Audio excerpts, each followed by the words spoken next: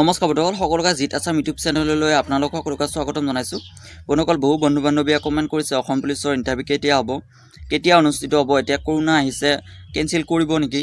বন্ধুসকল, মই আপোনালোকক এটা কথা কৈ দিছোঁ, অসম পুলিচৰ ইণ্টাৰভিউ কেতিয়া হ'ব, কেতিয়া অনুষ্ঠিত হ'ব, জুলাইত হ'ব নেকি, এপ্ৰিলত হ'ব নেকি, এইবিলাক চিন্তা টোটেলি বাদ দিয়ক, ঠিক আছে।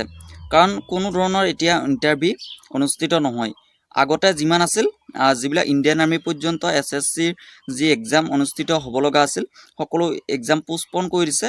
তো অসম পুলিচৰো তেনেকুৱা কোনো ইণ্টাৰভিউ নহয়, ঠিক আছে। আপোনালোকে এটাই চিন্তা কৰক, অসমত যাতে লকডাউন নহয়।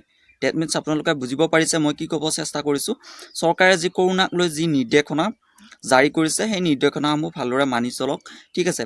কাৰণ আপোনালোকৰ মানুহ কিমান মৰিছে বা মানুহ মৰে নমৰে সেইবিলাক চিন্তা বাদ দিয়ক। কাৰণ যাতে কৰোণা আক্ৰান্তৰ সংখ্যা যাতে বেছি নহয়।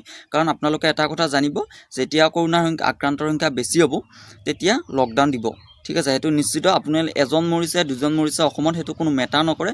যেতিয়া আক্ৰান্তৰ সংখ্যা বেছি হ'ব তেতিয়া লকডাউন দিব অসমত, আৰু সেই পৰ্যায়টো যাতে নাহে তো আপোনালোকে সেইটো চৰকাৰে যি SOP দিছে সেইখন মানি চলিব, ঠিক আছে। প্ৰথম কথা। নেক্সট আহিছোঁ ইণ্টাৰভিউলৈ। বন্ধুসকল, অসম পুলিচৰ যি ইণ্টাৰভিউ তেওঁলোকৰ ঠিকা দিব লাগিব। কাৰণ আপোনালোকে চাওক, SSC 2018ত আছাম পুলিচৰ এপ্লাই আহিছিল। নেক্সট আছাম পুলিচৰ এপ্লাইৰ পাছত SSC GD আছিল। কিন্তু আপোনালোকে চাওক, SSC GDৰ যি ল'ৰা ছোৱালী যিবোৰ চিলেকশ্যন পাইছে তেওঁলোকৰ এতিয়া বৰ্তমান ট্ৰেইনিং হৈ আছে। কিন্তু অসম পুলিচৰ কি অন্ততঃ তেওঁলোকে ফিজিকেলটো অনুষ্ঠিত কৰিব নোৱাৰিলে। তেওঁলোকক একদম তেওঁলোকৰ ছিষ্টেমেটিক ঠিকা দিব লাগিব। কাৰণ তেওঁলোকে যদি ইচ্ছা কৰে পাৰিলে হয়, মাত্ৰ 6,600 কিবাখিনিটা পোষ্ট আছিলে, ইমানো পোষ্ট নহয়, ঠিক আছে। তেওঁলোকে যদি ইচ্ছা কৰিলে হয়, কিন্তু তেওঁলোকে পাৰিলে হয়। আপোনালোকে চাওক, SI-খিনি নিযুক্তি দি দিলে, কিন্তু SI-খিনি পাছত ভেকেঞ্চিটো আহিছিল।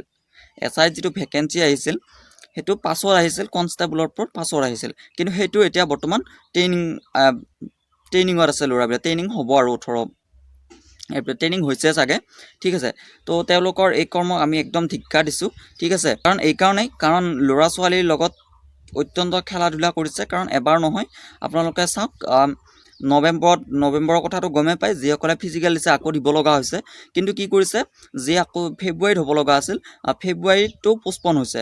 তো ফেব্ৰুৱাৰীত পোষ্টপন হোৱাটো তেওঁলোকৰ দোষ নাই। কিন্তু তেওঁলোকৰ দোষ এটা কি আছে, তেওঁলোকে জানে যে ইলেকশ্যন আহিলে ইণ্টাৰভিউটো পোষ্টপন কৰিব, ঠিক আছে। তেওঁলোকে সেইটো কথা জানিছিল, জানি শুনি তেওঁলোকে ইণ্টাৰভিউটো অনুষ্ঠিত কৰিছে একদম পূৰা হাহাকাৰ টাইপত। মানে ল'ৰা ছোৱালীয়ে কিছুমান এনেকুৱা ল'ৰা ছোৱালী আছে তেওঁলোকে ৰানিং কৰিবও টাইম পোৱা নাই। তেওঁলোকৰ এসপ্তাহ আগত এডমিট আহিছে, এসপ্তাহ পাছত ইণ্টাৰভিউ হৈছে। তো তেওঁলোক সেই ল'ৰাখিনিৰ কাৰণে অতি দুখ লগা কথা। কাৰণ সেই ল'ৰাখিনিয়ে ভাল নম্বৰ এটা আনিবলৈ সক্ষম নহ'লে। কাৰণ আপুনি পাছ কৰাটো ইমান অসম পুলিচৰ ডাঙৰ কথা নহয়। আপুনি যদি ভালকৈ যদি অলপমান কষ্ট কৰে, কিন্তু নম্বৰটো বহুত মেটাৰ কৰে, ঠিক আছে। কাৰণ আপোনাক যেতিয়া মাতিব সেই নম্বৰ অনুসৰিহে মাতিব, ঠিক আছে।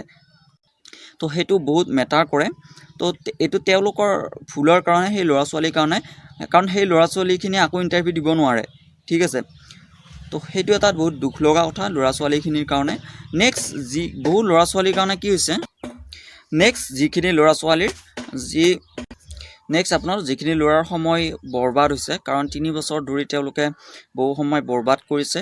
কাৰণ যিহেতু তেওঁলোকৰ ইণ্টাৰভিউটো তেওঁলোকে দিব নাপালে, বিশেষকৈ সেইখিনি ল'ৰা ছোৱালীৰ বেছি অসুবিধা হৈছে, যিয়ে হায়াৰ ছেকেণ্ডাৰী পাছ কৰি ইণ্টাৰভিউটোৰ কাৰণে ৱেইট কৰি আছিল। যিসকলে পঢ়ি আছে তেওঁলোকৰ কোনো অসুবিধা হোৱা নাই, কাৰণ তেওঁলোকে পঢ়াটো ৰাখিছে। কিন্তু যিসকলে পঢ়া নাই বা হায়াৰ ছেকেণ্ডাৰী পাছ কৰি বাদ দিছে, তেওঁলোকে ৱেইট কৰি আছিল, তেওঁলোকে কিন্তু ইণ্টাৰভিউটো দিব নোৱাৰিলে।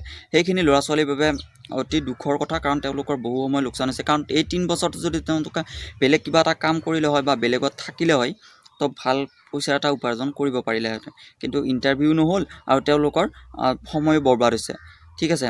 তো এনেকুৱা বহু কথা আহি পৰে। কিন্তু আপোনালোকে এটাই ক'ম, আপোনালোকে এতিয়াও অনিশ্চয়তা, এতিয়াও কোনো ৰিস্ক নাই যে আহিবই নাহিবও পাৰে। তো সেইবাবে আপোনালোকে কিমান পাৰে নিজৰ কিবা এটা কৰি চলি থাকিবলৈ চেষ্টা কৰক, ঠিক আছে। কাৰণ সেইটো ইমান আশা কৰি লাভ নাই। আৰু মোৰ মতেতো মইতো আশা নকৰোঁৱে, ঠিক আছে। কাৰণ একদম মোৰ ছিষ্টেমেটিকলি একদম ভালেই নালাগে অসম পুলিচৰ। তো সেইবাবে নিজে কিবা এটা যাতে কৰি থাকক। তো ইমানেই। চেনেলটোলৈ যদি প্ৰথমবাৰৰ বাবে আহিছে তেনেহ'লে চেনেলটো ছাবস্ক্ৰাইব কৰিব। ভিডিঅ'টো যদি ভাল পায় তেনেহ'লে লাইক কৰিব। তো ময়ো জানিব বিচাৰিছোঁ কোনে ভাল পাইছে। কিমানে বেয়া পাইছে ইমানেই ধন্যবাদ।